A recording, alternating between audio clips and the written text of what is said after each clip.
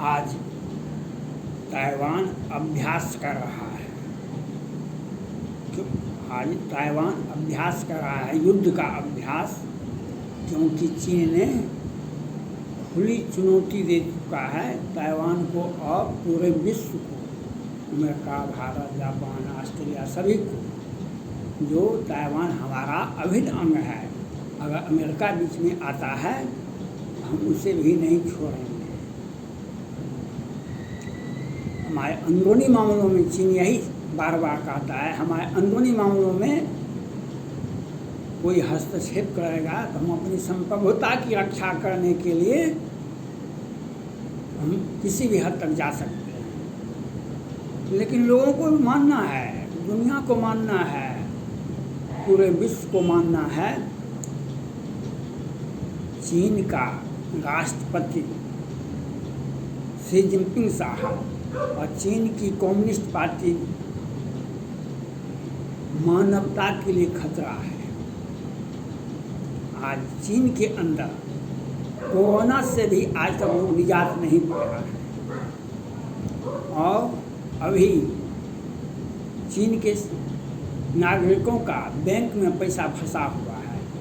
वह जब मांगने जाता है, विरोध प्रदर्शन करता है, तो चीन अपनी ही जनता को सेना का टैंक भेज देता है। अगर ज़्यादा हल्ला किया तो टैंक से रोड दिए जाएंगे। और ये चीन का इतिहास है। चीन अपनी जनता का दिल नहीं जीतता है, उस पर क्रूरता के साथ अमानवीय व्यवहार करता है। जैसे उइगर मुसलमान हो या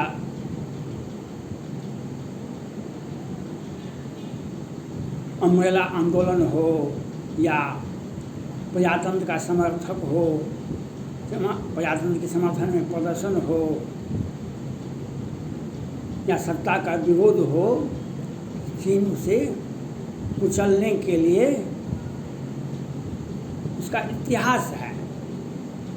1989 में प्रजातंत्र के हजार समर्थकों को सेन चौक पर टैंक से और गोलियों से रौंद दिया गया था। वह इतिहास, वह सत्ता जनता के सहारे नहीं, अपनी क्रूरता के सहारे सत्ता में बैठा हुआ है। विश्व की जो संस्थाएं हैं, संयुक्त राष्ट्र संघ, सुरक्षा परिषद, अंतर्राष्ट्रीय न्यायालय, अमेरिका, सभी के सभी कमज़ोर हो चुके हैं। इसीलिए चीन उसका लाभ उठाना चाहता है और अपना व्यापारिक विस्तार करके दूसरे देश का आर्थिक शोषण करके वह दुनिया को डराता है। लेकिन भारत भी कमज़ोर हुआ, अमेरिका भी कमज़ोर हुआ, ऑस्ट्रेलिया, फ्रांस सभी कमज़ोर हुआ, लेकिन चीन मजबूत अवश्य हुआ है। लेकिन चीन इतना मजबूत नहीं हुआ है जितना वह दिखा रहा है दुनिया को कि हम दुनिया पर शासन कर लेंगे, अमेरिका पर शासन करके भारत पर कर लेंगे। ये उनकी बुद्धि कौशल का और विकसित होना है। चीन यह नहीं समझता है, जब यूपीए गवर्नमेंट था भारत में 2013 में, तो 300 सैनिक भारत में प्रवेश करना चाहते थे। उसके बाद एनडीए गठबंधन और माननीय प्रधानमंत्री नरेंद्र मोदी जी भारत की सत्ता में आए और 14 से ही आज तक चीन 1000 बार भारत में उसका सेना, उसका खुफिया और भारत में प्रवेश करते रहा और धमकी भी देते रहा। जो चीन की सेना भारत में प्रवेश कराती है बहुत बड़ा अन्याय होगा। हिमाचल प्रदेश हमारा है, उत्तराखंड हमारा है, अरुणाचल प्रदेश हमारा है, पेंगोंग झील हमारा है।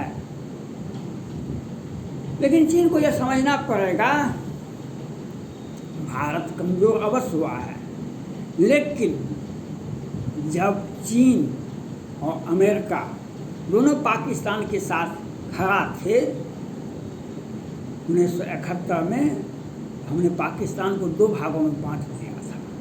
हमने पाकिस्तान को 2 भागों में बांट दिया था। उससे कमज़ोर तो हम नहीं हो गए। जब 1971 में हम आपको खुली चुनौती दे करके पाकिस्तान को 2 भागों में बांट दिए थे, तो हम कितना भी कमज़ोर हुए, तो अगर चीन से भारत का युद्ध होगा तो चीन का 5-10 टुकड़ा जरूर हो जाएगा, चाहे हांगकांग का हो या पूरा मुसलमान का राज्य हो या और राज्य हो, क्योंकि हमारा एक इतिहास है। आज जो चीन ताइवान पर हमला करने के लिए घोषणा कर देता है, यह उसकी भूल है। उसके साथ अमेरिका है। चीन से हर मामले में रूस मजबूत है, लेकिन रूस छोटे से राज्य पर, यूक्रेन पर हमला किया, क्या हर्ष होगा? आज 5 महीने से चीन का क्या हर्ष होगा ताइवान में? भारत की बात तो छोड़िए, चीन आज ताइवान चीन को खुली चुनौती दे रहा है, हम युद्ध के लिए तैयार हैं, आप आइए। आज अभ्यास कर रहा है। अभ्यास कुछ नहीं होता है, वह खुली चुनौती दे रहा है चीन को, जो आप आइए युद्ध के लिए। लेकिन ये धमकी से ही काम चला लेते हैं। कहीं धमकी से काम डर जाए, धमकी से, हाँ, चीन क्या कर सकता है? जापान के पूर्व प्रधानमंत्री की हत्यारे का वो हीरो बना सकता है। भारत में बिपिन रावत का हेलीकॉप्टर पर मिसाइल अटैक हो सकता है। चीन पाकिस्तान का दोस्त है।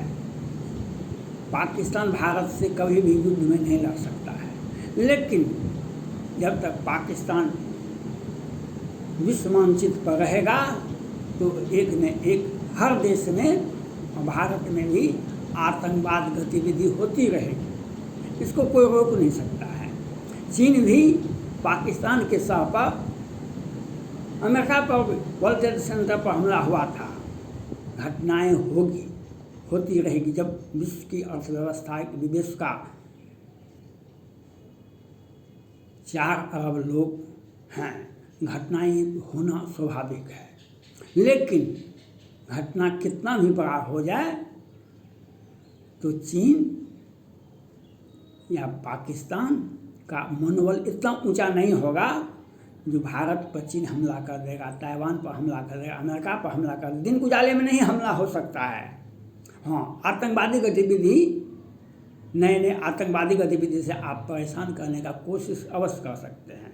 आज चीन को, शी जिनपिंग साहब को और चीन की सेना PLA को खुली चुनौती दे रहा है ताइवान, हम युद्ध का अभ्यास कर रहे हैं, आप आइए।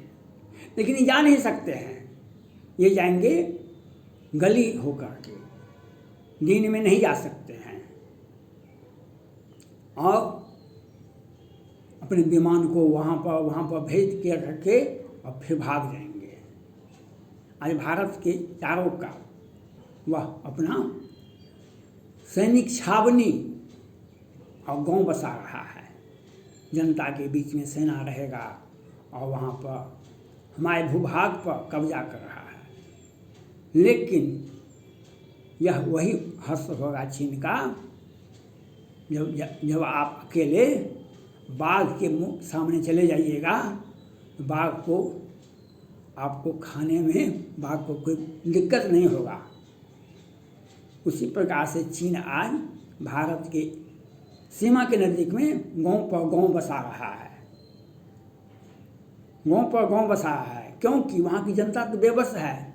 उसका आदेश मानना सरकार का जरूरत है। नहीं मानेगा तो भी मारा जाएगा, और मानता है तो गांव, घर, समाज, देश को छोड़ के बाहर में जाकर बसना पड़ेगा। ये होता है। ये चीन का लोक कल्याणकारी राज्य नहीं है। भारत एक का संविधान में लोक कल्याणकारी राज्य का स्थापना किया गया है, वेलफेयर स्टेट का। चीन का ये नहीं है। चीन का है क्रूरता से जनता पर सत्ता कायम रखो, क्रूरता से जनता पर सत्ता कायम रखो, यही कम्युनिस्ट पार्टी का विचार है और दुनिया को यही संदेश देता है। चाहे जापान के मामले में हो, भारत के मामले में, ताइवान के मामले में, अमेरिका में, सब जगह वह अपना ध्वंस दिखाता है और फिर पीछे लौट जाता है। आज चीन के शी जिनपिंग साहब को तुरंत आदेश देना चाहिए ताइवान पर हमला करने के लिए। ये हमला नहीं कर सकते हैं शी जिनपिंग साहब, कभी भी नहीं कर सकते हैं, लेकिन आतंकवादी गतिविधि में अपनी सैन्य क्षमताओं को दिखा करके फिर घर में लौट जाएंगे, क्योंकि वे जानते हैं अगर एक बम ताइवान पर गिरता है तो 20 बम, कम से कम 20 बम चाइना पर गिरेगा, अमेरिका का और क्वाड के सभी देशों का, और उसके पीछे और अन्य देश है जो चीन का नक्शा बदल जाएगा विश्व मानचित्र से। लेकिन वह बात चीन समझता है, इसीलिए वह धमकी दे करके एक जो जनता को, विश्व के हर देश के जनता को वह परेशान करता है, क्योंकि सरकार के सामने सबसे बड़ा समस्या होता है सुरक्षा का, देश की संप्रभुता को बचाए रखने का। उसी पर सरकार खर्च कर देती है, जनता का विकास पर खर्च करने से डर नहीं कर पाती है। और चीन जनता के विकास पर, जनता की आर्थिक या सामाजिक या उसका जो विकास है जनता का, उस पर खर्च नहीं करते। वह मिसाइल, चोरी छुपी मिसाइल का परीक्षण करने में लगा हुआ है और दुनिया को यह दिखाने में कि हमारा मिसाइल हमारा, लेकिन कुछ भी हो, लेकिन नहीं उसका आर्थिक स्थिति मजबूत होते हुए भी जनता का सेवा नहीं कर सकता। अगर जनता का सेवा करती, आज बैंक की चारों तरफ जनता अपना पैसा निकालने के लिए खड़ा नहीं होती, वह संघर्ष नहीं करता, वह आंदोलन नहीं करता और जनता को शोषण करने के लिए वह टैंक नहीं भेजती। जिस देश की जनता पर आप टैंक भेज सकते हैं, वह जनता आपके साथ कब काम करेगी, आपके साथ भी तो नहीं रहेगी।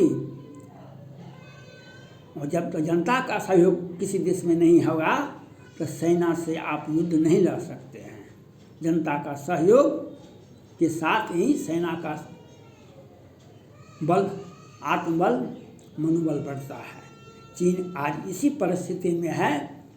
जब ताइवान पर आप युद्ध के लिए युद्ध नहीं कर सकते हैं तो भारत पर धमकी देना चीन का बुज़दिली है। अमेरिका पर आप कैसे, जब ताइवान पर आप हमला करके दिखाइए तो आपका दुनिया सलाम करेगी कि आप में क्षमता है, लेकिन आप ऐसा करेंगे कभी नहीं। जापान पर तो आप कब से कर रहे हैं, वियतनाम पर आप कब से कर रहे हैं, ताइवान पर भी कब से कर रहे हैं, लेकिन करते नहीं हैं, क्योंकि उन्हें अपना स्थिति परिस्थिति उनको खुद मालूम है चीन को। जो हमने कभी भूल से भी ताइवान पर या अमेरिका पर या भारत पर एक गोला दाग दिया दिन उजाले में, तो उसका हर्ष पाकिस्तान जैसा होगा। पाकिस्तान जैसा, जैसे 1971 में पाकिस्तान का 2 भाग में बटा, उसी प्रकार चीन का भी कई एक भाग में बढ़ जाएगा। इसी को सोच करके वह पीछे हटता है। धन्यवाद।